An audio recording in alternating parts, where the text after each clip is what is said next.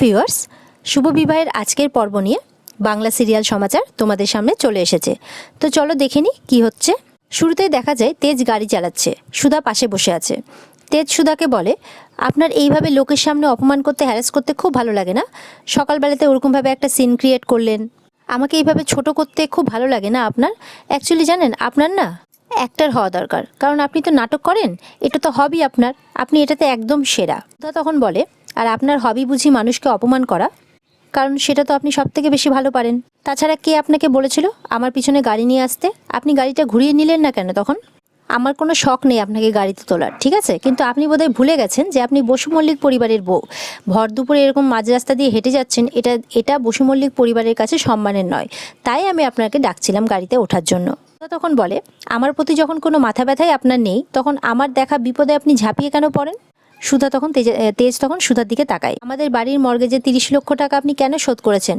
আর কেনই বা আমার বাবার কাঁসার বাসনগুলো আপনি ফিরিয়ে এনেছেন বলুন? তেজ চুপ করে থাকে। সুধা বলে, ও আসলে আমাকে কথা শোনানোটা তো আপনার খুব প্রিয় কাজ, আমাকে ছোট করাটাও আপনার খুব প্রিয় কাজ। তা না হলে তো আপনার খাওয়ার হজম হয় না, তাই না? তেজ বলে, বাহ, আপনার এই কৃতজ্ঞতাবোধের নমুনা যদি বাঁধিয়ে রাখা যেত না, দেশ বিদেশ থেকে লোক আসতো দেখার জন্য। এদিকে উপকারও করো, ওদিকে কথাও শোনো। আপনাকে আমাকে উপকার করতে কে বলেছে? তেজ তখন বলে, আমার পরিবারের সম্মান রক্ষার্থে আমি এটা করেছি। আমার শ্বশুরবাড়ির কাদা যদি রাস্তায় চলে আসে, তাহলে সেটা আমার গায়ে ছিটবে। বেশ, এই সমস্ত কথাই চলতে থাকে। সুধার ফোনে একটা ফোন আসে। সুধা বলে, এই তো, যে আমাকে সাহায্য করবে সে আমাকে ফোন করে দিয়েছে। আর ফোনে কথা বলতে থাকে, হ্যাঁ আপনি ভালো আছেন তো? তেজের তো এই জিনিসগুলো ভালো লাগে না, বারবার সুধার দিকে তাকায় যে কে ফোন করলো। তেজ মনে মনে বলছে, এত হাসি মুখে উনি কার সাথে কথা বলছেন? ওনার তো একেবারে 32 পাটি দাঁত দেখা যাচ্ছে। টাকাটা কে দেবে ওনাকে? এই সমস্ত কথা ভাবতে থাকে, সুধার দিকে দেখতে থাকে তেজ। তেজ বলে, বুঝতে পেরেছি, ব্যাকআপ প্ল্যান ওনার আগে থেকেই রেডি। ওনাকে যতটা সহজ মনে করতাম ততটা সহজ উনি নন। তেজ তখন গাড়িতে জোরে করে গান চালিয়ে দেয়, যাতে সুধা কথা বলতে না পারে। তো তখন গানটা বন্ধ করে দেয়। তেজ গাড়ি থামিয়ে দেয় জোরে করে। বলে, কি ব্যাপার, কার সাথে এত হেসে হেসে কথা বলছিলেন শুনি? তখন বলে, আমি আপনাকে কেন বলবো কার সাথে আমি হেসে কথা বলছি, কার সাথে কেঁদে কথা বলছি, কার সাথে চেঁচিয়ে কথা বলছি? কেন বলতে যাব আপনাকে? সুধা বলে, হ্যাঁ আমি বুঝতে পারছি কারোর সাথে হেসে কথা বললে আপনার সমস্যা হয়, কিন্তু কেউ আমাকে মন থেকে হেল্প করতে চাইছে, এটা জেনে আমি মন থেকে খুশি হয়ে হেসেছি। আর আপনি একটা কথা শুনে রাখুন মন দিয়ে, এরপর আপনার কাছ থেকে আমি আর কোনো সাহায্য নেব না। আপনার কোনো ঋণ আমি রাখতে চাই না, তাই কয়েকদিনের মধ্যেই আমি আপনার টাকাটা শোধ করে দেব। তেজ তখন বলে, নিজের স্বামীর কাছ থেকে আপনি কোনো সাহায্য নেবেন না, কিন্তু বাইরের লোকের কাছ থেকে নেবেন? সুধা বলে, হ্যাঁ নেব। তেজ তখন বলে, তার মানে বাইরের সুধা তখন বলে আর কি, যে আপনার উপর তো আমার কোনো অধিকার নেই। তেজ তখন বলে, তাহলে বাইরের লোকটার আছে? কে সেই লোক, কার সাথে আপনি হেসে হেসে কথা বলছেন? তেজ একটু গম্ভীরভাবেই বলে, আমি জানতে চাই, দেখি আমাকে ফোনটা দিন, আমি দেখব। তেজ জেদ করতে থাকে। সুধা কিছুতে বলেও না, আর ফোনটাও দেয় না। তেজ তো কাড়াকাড়ি করতে থাকে ফোনটা নিয়ে, আর ফোনটা নিয়ে নেয়, আর দেখে যে মুখার্জি ইভেন্টসের নাম্বার। সুধা বলে, ওখানে একটা চাকরি পেয়েছি আমি, আর কাল আমার জয়নিং। তেজ তখন গাড়ি থেকে নেমে পড়ে। সুধা তখন গাড়ি থেকে নেমে বলে, কি হলো, আপনি নেমে গেলেন কেন? তেজ তখন বলে, দেখুন সুধা, বসু মল্লিক পরিবারের মেয়েরা বউরা কখনোই বাইরে যায় না, বাইরে কাজ করতে যায় না, তাই আপনিও পারবেন না বাইরে কাজ করতে। সুধা একটু অবাক হয়। সুধা বলে, কিন্তু আমি কাজ করব কি করব না সেটা আমার ব্যক্তিগত সিদ্ধান্ত। তেজ বলে, না, এই বাড়ির মেয়ে বউরা তাদের ব্যক্তিগত সিদ্ধান্তর কথা বলতে পারে না, তাদের কোনো ব্যক্তিগত সিদ্ধান্ত থাকে না। এই বাড়ির ছেলেরা যা ঠিক করে সেটাই তাদের কাছে শেষ কথা। সুধা বলে, আপনি সেটাকে সমর্থন করেন যে আজকালকার দিনের মেয়েরা বাইরে কাজ করতে পারে না, তাদের এইটুকুটা স্বাধীনতা নেই, তাই তো? তেজ তখন বলে, আমি কি মনে করি না করি সেটা বড় কথা নয়, এটা ঠাম্মির সিদ্ধান্ত, আর ঠাম্মির সিদ্ধান্তই আমার কাছে শেষ সিদ্ধান্ত। বলে, এটা তো অন্যায়। তেজ তখন বলে, আমি ন্যায় অন্যায় বুঝি না সুধা, বসু মল্লিক বাড়ির মেয়েরা বাইরে গিয়ে কাজ করে না, তাই আপনিও করবেন না, আর এটাই ফাইনাল। এখানে আমি আপনাকে কোনো সাহায্য করতে পারবো না। বলেই তেজ আবার গাড়িতে উঠে যায়। সুধা একটু অবাক হয়। সুধা তখন মনে মনে ভাবতে থাকে যে টাকাটা ফেরত না দিতে পারলে আমি আমার বিবেকের কাছেই ছোট হয়ে যাব। তখন দেখা যায় সামনে দিয়ে বাইকে করে একটা ছেলে যাচ্ছে, আর পেছনে একটা মহিলা বসে আছে। সুধা দেখে চিনতে পারে যে এটা তো দিদি না, দিদি তো বলেছিল মন্দিরে যাবে, এদিকে তো মন্দির না, আর তাছাড়া কার বাইকে চেপে যাচ্ছে? এদিকে দেখা যায় ইমনের অফিসে গেছে তরিতা। ইমন বলে, ও তো আমার এখানে কাজ করতো, দিনরাত কথা শুনতে শুনতে মরতো, আর কটা টাকার জন্য মাথা নিচু করে কাজ করতো। তরিতা বলে, তাই? এদিকে তো বিয়ের পর দেখছি ওর বিশাল দেমাগ, আর তাছাড়া বড়লোক বাড়ির বউ হতে পারলে তার কি আর চাকরির দরকার থাকে বলো? সুধাতির উদ্দেশ্যই ছিল দাদাভাইয়ের ঘাড়ে চেপে বসার, তাই জন্য তো তোমার তোমার ফুলের বুকেটা দেখে তো কোনো কিছু এসেই গেল না ওদের, ওরা তো দিব্যি ঘুরছে। তখন বলে ফুলের বুকে দিয়ে কিছু হবে না, আমাদেরকে অন্যভাবে আগুনটা লাগাতেই হবে। সেই সময় সুধার বন্ধু অর্থাৎ বিজিত সেখানে আসে। তখন তরিতা তাকে দেখে মুখ লুকিয়ে পালিয়ে যায়, চলে যায় আর কি ওখান থেকে। ইমন তখন বলে যে কি ব্যাপার বিজিত, তুমি কি করছো বলো আমাকে। তখন এসে বলে ওই কালকের ক্লায়েন্টের ওই বাঙালি বাড়ির মিষ্টি আর তত্ত্বে যারা দায়িত্ব নিয়েছিল তারা লাস্ট মোমেন্টে ব্যাকআপ করে গেছে, বলছে ডেলিভার দিতে পারবে না। এটা শুনে ইমন একটু অবাক হয়ে যায়। তখন বলে যে তুমি তাহলে আমাকে এখন বলছো, এখন এতগুলো মিষ্টির অর্ডার, এতগুলো তত্ত্ব সাজানো তাহলে কে করবে? এদিকে সুধা রান্নাঘরে কাজ করছে। কাজ করতে করতে তার মনে একটাই কথা আসছে, আমি যদি কাজ না করি তাহলে আমি মিস্টার বসু মল্লিকের টাকাগুলো কি করে ফেরত দেবো? কারণ এটা না করলে তো আমার বাপের বাড়ি মাথা নিচু হয়ে যাবে, আমি তো এটা কিছুতেই করতে পারবো না। কাজের মেয়ে এসে বলে, এ কি বৌদি, তুমি চায়ের সাথে মিষ্টি, সিঙ্গারা, নিমকি সব বানিয়েছো? সব দেখে তো তেজের ভাই বোনরা খুবই আনন্দ পায়, তাদের এত এত খাবার দেখে তো খুব মজা লাগে। চিকু তো এসে বলে আমার খুব খিদে পেয়েছে, দাও দেখি আমাকে একটা সিঙ্গারা, দাও দেখি আমাকে খুব খিদে পেয়েছে। তখন ডলি আগেই সিঙ্গারাটা নিয়ে নেয় আর খেতে যাবে কি তখন ঠাম্মির কথাটা মনে পড়ে। ঠাম্মি বলেছিল বুঝে খেয়েও কিন্তু ডলি, দুদিন পর তোমার বিয়ে, ওজন বেড়ে যাচ্ছে। এই কথাগুলো ভাবতে থাকে মনে মনে। ডলি তখন সিঙ্গারাটা রেখে দেয়। তখন সুধা ডলির জন্য কিছু সিঙ্গারা সাজিয়ে আনে আর বলে যে সবাই যেমন সিঙ্গারা খাবে তেমন তুমিও খাবে, এটা ওভেনে বানানো, তেলে নয়, আর এটাতে ময়দাও নেই, আটা আছে, তাই তুমি এটা নির্দ্বিধায় খেতে পারবে। ডলি তখন বলে তুমি আমার জন্য আলাদা করে আবার এগুলো বানালে? সুধা হাসে। ডলি তখন সুধাকে জড়িয়ে ধরে, বলে ইউ আর দ্য বেস্ট বৌদি। চিকু বলে তেল ছাড়া সিঙ্গারা আমিও খাবো, বলে ডলির পেছন পেছন চলে যায়। এদিকে দেখা যাচ্ছে হলে বসে বিজনেস নিয়ে কিছু কথা চলছে। তেজ, তার বাবা, তার কাকা, ঠাম্মি, ভাই সবাই বসে আছে। তেজের বাবা বলে এবার আমার একটু চিন্তা লাগছে, খাস্তা থিন ক্রাস্টের সেলটা কিন্তু এবার পড়েছে। তরিতার বর তখন বলে দেখো মার্কেটে এখন এত রকমের বিদেশি কুকিজ, এত রকমের হেলদি ডাইজেস্টিভ বিস্কিট এসেছে, মানুষ এখন তাদের চেনা পরিচিত ওই খাস্তা থিন ক্রাস্ট গুলো খেতে আর পছন্দ করছে না, এখন ওরা ওই বিদেশি কুকিজগুলো খেতেই বেশি ইন্টারেস্টেড থাকছে। তাই আমি বলছিলাম যে বাইরে থেকে লোক এনে আমরা যদি ওই বিদেশি কুকিজগুলো বানাই তাহলে বেটার হতো না? তরিতার বর এগুলো প্রস্তাব দেয়। আমি বলে দেখো বাপু, আমাদের বেকারিতে ওই খাস্তা থিন ক্রাস্ট বিস্কুট অনেক লাভ তুলেছে, আর বিক্রি ভাটটা উপর নিচ হয়েছে ঠিকই, কিন্তু একেবারে শূন্য তো হয়ে যায়নি, একটু ধৈর্য ধরো, অত ছটপট করো না, আমার কোম্পানিতে কোনো বিদেশি জিনিস ঢুকবে না। সুধা তখন সবাইকে চা দেয় আর দাঁড়িয়ে কথাগুলো শোনে। সুধার কাকা তখন বলে আহা, এখন ওইসব নিয়ে ভাবলে হয় না, একটু নতুনত্ব নিয়ে আসতে হয়, একটু খরচা বাড়বে কিন্তু লাভও তো হবে।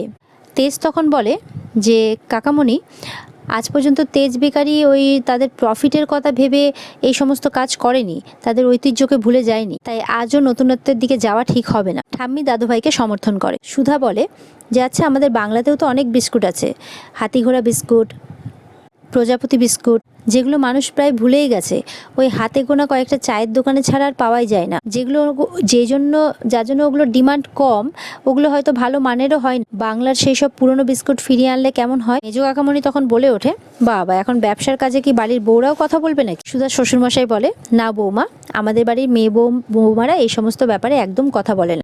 তরিতার বর বলে এই তরিতাকেই দেখে নাও না বৌদি, ব্যবসার কথাবার্তার সময় কখনো ঘরেই ঢোকে না। তেজ মনে মনে ভাবতে থাকে কিন্তু বুদ্ধিটা তো উনি ভালোই দিয়েছেন, এইভাবে ভেবে তো দেখাই যায়, তবে আমি জানি এইসব উনি ঠাম্মির মন গলানোর জন্যই করছেন। তেজ তখন বলে আপনি যান, মা আর মেজোমাকে কাজে হেল্প করুন গিয়ে। ঠাম্মি তখন বলে দাঁড়াও তো নাত বৌমা, নাত বৌমার কথাটা কিন্তু আমার মন্দ লাগেনি, সবার মনে যদি ছোটবেলাকার স্মৃতিটা ফেরত এনে দেওয়া যায় তাহলে কিন্তু এই বিদেশি কুকি টুকিগুলো ওগুলো আর কেউ খাবে না। নাত বৌমা কথাটা কিন্তু একদম ঠিক বলেছে। সুধা হাসতে থাকে। সুধা শ্বশুরমশাই বলে আর ওগুলোতে তো খরচও কম হবে, আমার বৌমা কত লক্ষ্মী আছে বলো, কতটা খরচ বাঁচিয়ে দিল। সুধা হাসতে থাকে।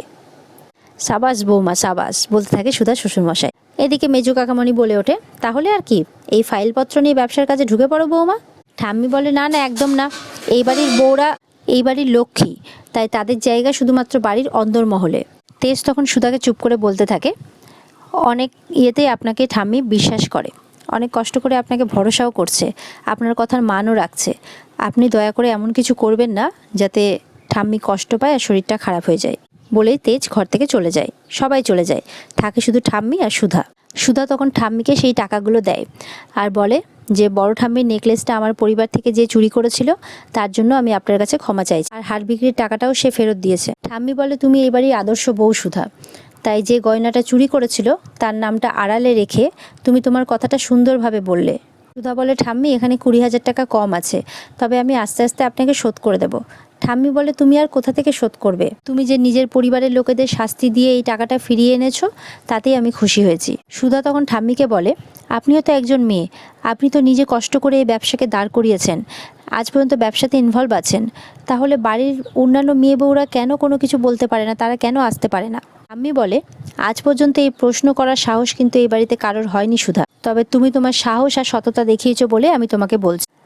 কাননবালা দেবী বলে যে আমি এরকমটা ছিলাম না, আমি এই বাড়ির বউদের বাইরে কাজ করার অনুমতিটা দিয়েছিলাম প্রথমেই, কিন্তু সে আমার ভরসাটা রাখেনি, বিশ্বাসটা রাখেনি। তাছাড়া আমি অনেক কষ্ট করে এই ব্যবসাটাকে দাঁড় করিয়েছি, আমাদের পরিবারে সুখ স্বাচ্ছন্দ্য কোনো কিছুর তো অভাব নেই, এই বাড়ির মেয়ে বউরা কেন বাইরে কাজ করতে যাবে? কেউ তো ভালোবেসেও কাজটা করতে পারে ঠাম্মি, সংসার বাইরের কাজ সবটা তো সে দক্ষভাবেও সামলাতে পারে, শুধু একটা সুযোগ, যেমনি সুযোগের কথা বলেছে অমনি ঠাম্মি হাতটা দিয়ে তাকে চুপ করিয়ে দেয়। ঠাম্মি বলে, বাড়ির বউদের কাজ হলো সংসার সামলানো, তাহলেই সংসার সুখের হয়, স্বামীর মন পাওয়া যায়। তাছাড়া সুযোগ দিয়ে আমি যে একবার যেই ভুলটা করেছি, দ্বিতীয়বার তো আমি সেই ভুলটা করব না। শুধু আবারও কথা বলতে গেলে ঠাম্মি তাকে থামিয়ে দেয় আর বলে, এই নিয়ে আমি কোনো আলোচনা চাই না বড়নাথ বৌমা, আমার সিদ্ধান্ত পাল্টাবে না, বলেই ঠাম্মি চলে যায়। সুধা এদিকে বলতে থাকে, এমন কি ঘটনা ঘটতে পারে যার জন্য বাড়ির মেয়ে বউরা কোনো কাজ করতে পারে না, ঠাম্মি তাদের অনুমতি দেয় না? আর আমার একার কথায় এই পুরনো রীতি বদলাবে না, এটাও আমি খুব ভালো করে জানি। কিন্তু মেয়েরা যে সংসার সামলে বাইরের কাজ করতে পারে, নিজেদের সামলাতে পারে, নিজেদের সংসার সামলাতে পারে, নিজেদের পায়ে দাঁড়াতে পারে, এটা কোনো না কোনো দিন ওনাদের বোঝাতেই হবে। তবে তার আগে মিস্টার বসু মল্লিকের ঋণ যেভাবেই হোক শোধ করতে হবে। কিন্তু বাড়ির বাইরে না বেরিয়ে আমি সেই ঋণ কিভাবে শোধ করব? হে গজানন, তুমি কোনো পথ দেখাও। এদিকে দেখা যায় ইমন কাউকেই পাচ্ছে না, ফোন করে সবাই না করে দিচ্ছে, এত এত তত্ত্বের মিষ্টি তত্ত্ব কেউ রেডি করতে রাজি হচ্ছে না এক রাতের মধ্যে। বিজিৎ তখন ইমনকে বলে, আমার একজন চেনা আছে যে এক রাতের মধ্যে এই কাজটা করতে পারে, কিন্তু সুধার নামটা বিজিৎ উজ্জ্ব রাখে, কারণ ইমনের সামনে সুধার নামটা নেওয়া যাবে না। ইমন বলে, ফাইন, ওর যত টাকা লাগে আমি ওকে দেবো। এদিকে সুধা ঘরে পায়চারি করতে থাকে আর ভাবতে থাকে কি করে সে ঋণের বোঝা থেকে দূর হবে। তেজকে বলতে থাকে, তেজ বলে, আপনাকে সারা জীবন এই ঋণের বোঝা বয়ে নিয়ে বেড়াতে হবে। সেই সময় আবার সুধার ফোনে একটা ফোন আসে, সুধা হাসতে হাসতে কথা বলতে থাকে। তেজ আবারও ভাবে যে আবার কার সাথে কথা বলছে, বিজিৎ ফোন করেছে সুধাকে। তাকে সবটা বললে সুধা বলছে, আমি বুঝতে পারছি, কিন্তু ঠাম্মি চান না যে আমি বাইরে গিয়ে কাজ করি। ঝিনুক তখন বোঝায়, তখন সুধা বলে, আমি এখনও কাজ করতে চাই ঝিনুক। সুধা বলে, পরিস্থিতি আমাকে করতে দিচ্ছে না ঝিনুক। ঝিনুক তখন আইডিয়া দেয়, বাড়ির বাইরে কাজ করতে মানা, তুই যদি বাড়ির ভেতর থেকে কাজ শুরু করিস। কেয়া বলে, আমরা যদি সমস্ত সরঞ্জাম তোর বাড়ির ভেতরে নিয়ে আসি তাহলে? তখন ভাবে, তাই তো, বাড়ির ভেতরে থেকে কাজ করতে তো কোনো বারণ নেই, ঠিক আছে আমি কাজটা করব। চিত্রা বলে, ঠিক আছে, যা যা সরঞ্জাম লাগে আমরা এক্ষুনি তোর বাড়িতে নিয়ে আসছি। সুধা বলে, ঠিক আছে। তেজ এসে বলে, আপনি কার সাথে এত রাতে কথা বলছিলেন? সুধা বলে, আপনাকে কেন বলবো, আমার উপরে আপনার কোনো অধিকার নেই, আপনার উপরেও আমার কোনো অধিকার নেই। কথাটা বলে সুধা যেতে থাকলে সুধাকে ধরে কাছে টেনে নেয় তেজ।